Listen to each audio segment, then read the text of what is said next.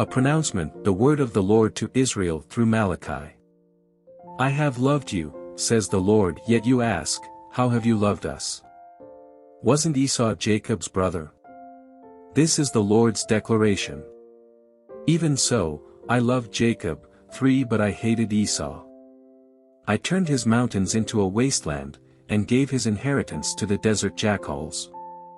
Though Edom says, we have been devastated, but we will rebuild the ruins, the Lord of armies says this, they may build, but I will demolish. They will be called a wicked country and a people the Lord has cursed forever.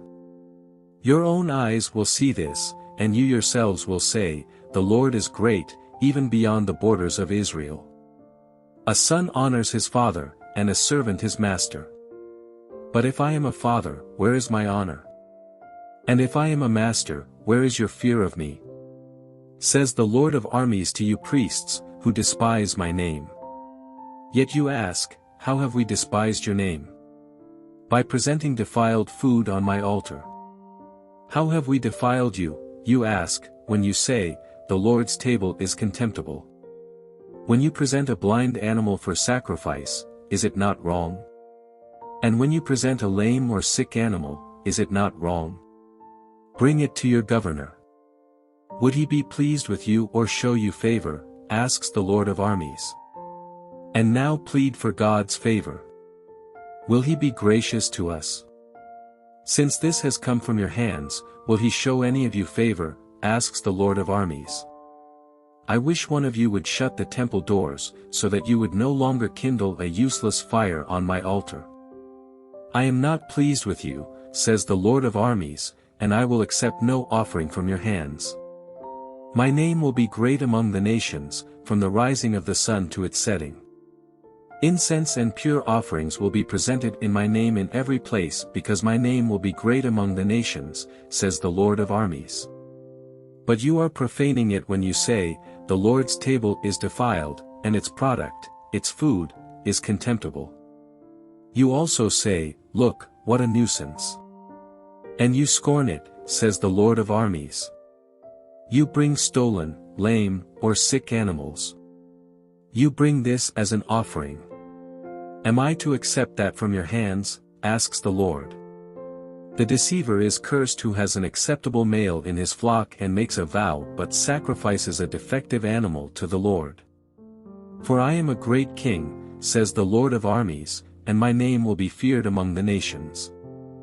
Therefore, this decree is for you priests. If you don't listen, and if you don't take it to heart to honor my name, says the Lord of armies, I will send a curse among you, and I will curse your blessings. In fact, I have already begun to curse them because you are not taking it to heart. Look, I am going to rebuke your descendants, and I will spread animal waste over your faces, the waste from your festival sacrifices, and you will be taken away with it. Then you will know that I sent you this decree, so that my covenant with Levi may continue, says the Lord of armies.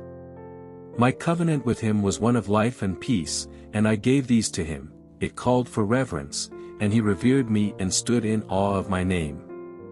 True instruction was in his mouth, and nothing wrong was found on his lips. He walked with me in peace and integrity and turned many from iniquity. For the lips of a priest should guard knowledge, and people should desire instruction from his mouth, because he is the messenger of the Lord of armies. You, on the other hand, have turned from the way. You have caused many to stumble by your instruction. You have violated the covenant of Levi, says the Lord of armies.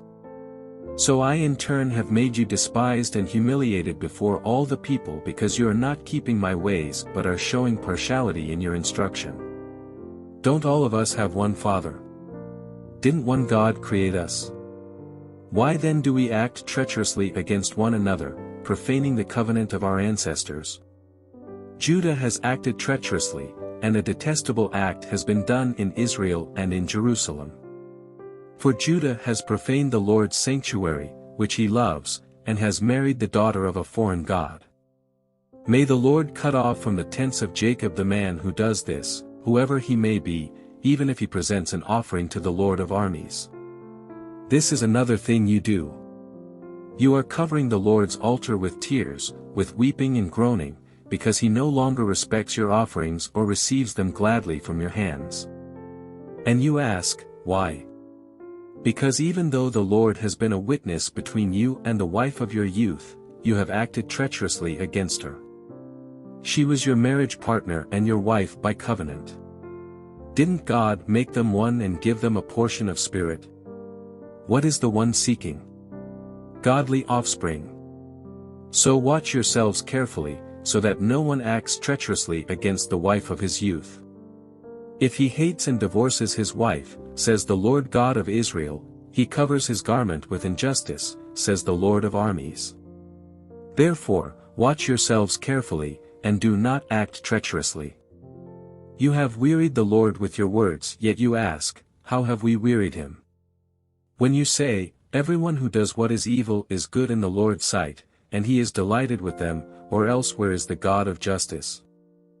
See, I am going to send my messenger, and he will clear the way before me. Then the Lord you seek will suddenly come to his temple, the messenger of the covenant you delight in. See, he is coming, says the Lord of armies. But who can endure the day of his coming? And who will be able to stand when he appears?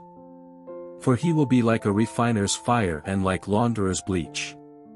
He will be like a refiner and purifier of silver. He will purify the sons of Levi and refine them like gold and silver.